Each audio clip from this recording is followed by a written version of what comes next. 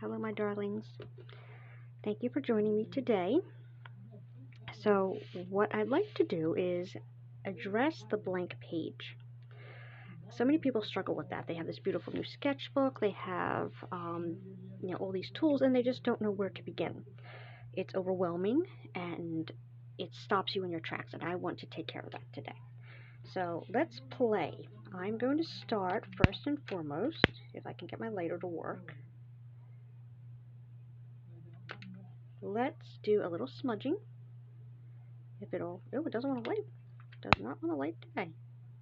Give it a second here. Here we go. There we go. There's a beautiful little bit of smoke. So here you go for you as you're joining me. Let's smudge our space. Let's just clear out any negative energies that are keeping us from working. I like to do this every time I create. It kind of creates a sacred moment here. It shifts your mind from whatever you're doing during the day to now it's time to create.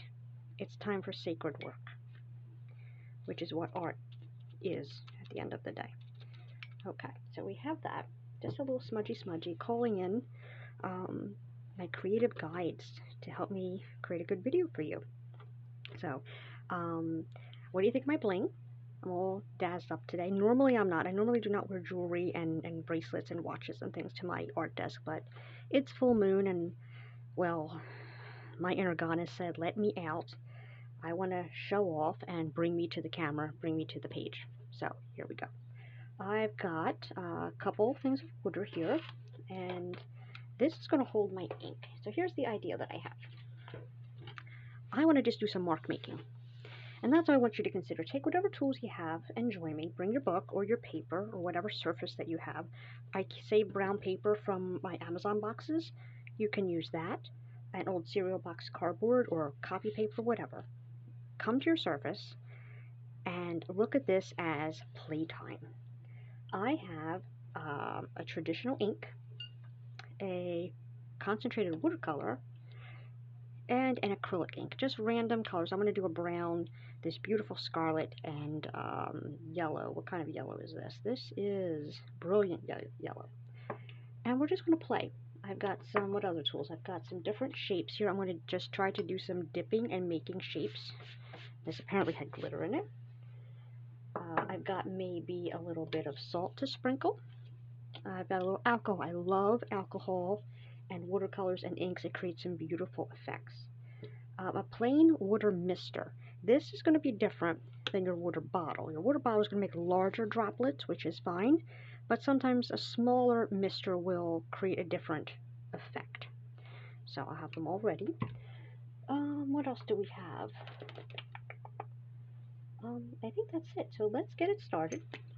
Let's see what we can do. So what I want to do is just take your, don't be afraid. That's what sketchbooks are for. Sketchbooks are for creating, just sketching, just adventuring, just experimenting, and seeing what you like, what you don't like, versus go into your final place. So let's see. Let's get this nice and wet. Just lots of mist. You can see the paper starting to bubble up a little bit, it's starting to move, and I'm just going to pour a little bit of ink in my container and see how this is going to work today. Let's see if this will let me do what I, nope, it's not going to fit, so we're going to use the other side. Okay, I'm just going to do pink, pink, pink, pink, pink. Oh, look at that. Look at those. You see how it's starting to move out, like you got, like they look like little crescent, little crescents, and see how it blends. That's what the water is going to do. And I want you to have fun with this. Now, there it didn't do anything, but we're going to take care of that. And always have your paper towels ready. I also have wipes, little baby wipes. And I'm spilling all over the place, and that's wonderful. And this is how we're going to make a mess. Alright. So this didn't do what I wanted it to do. Pardon me, I'm breaking my tools already. Give me a second here. There we go. And this is what I want you to consider. Now, it just looks like a mess, but from a creative standpoint, we've got this beautiful technique that it would be a pain in the butt to try to draw that or paint that individually, you know? And let's see what else it wants to do. I kind of like that blob, so we're going to leave that. And what else? Let's see. Let's see what happens if we just, and this is how you get to know your tools. This is how abstract art is made. You're just going to play and see what you like and what you don't like. Okay. Now let's see what happens. Oh, it's starting to run. Maybe I'm going to let, you know what I'm going to do? Let's try tilting it. Let's see what happens if we just let it run. Just let it run off. I kind of love what that did right there. I love this lovely little river happening. I do try to keep my space a little clean as I go. Alright, this is looking lovely. I do want to try to play with moving the paint around a little bit. So I have a metal straw. This I use for my paint pouring. The metal works better than the plastic straws. And let's see if we can just blow some of the paint around and see what we can get it to do.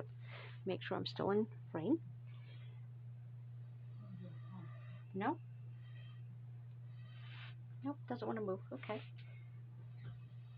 Okay, doesn't want to move. So we tried that. It works a lot better on acrylic paints than it does here. Let's see, do we want to maybe try a brush? Let's see, I've got this. What happens if I just add a little bit of water? I want to try to pull some of the paint around. Let's see. Let's just add some droplets of water here and see what we can get it to do. Okay. Now I want to try just kind of swiping it a little bit. No? Okay. It's not, okay, so I lost that shape a little bit, which I kind of like. Let's see. And let's dab. Let's kind of remove some. Oh, I like that left the shape. So see, before it dries, you can get some of it off. I love that it left that ring. I really do. But I want it to be very organic. I don't really want there to be. I'm going to pick up some of this here.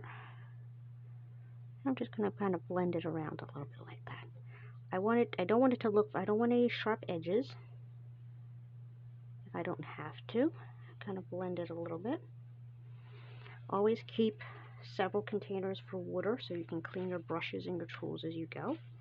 I really love the way this did this.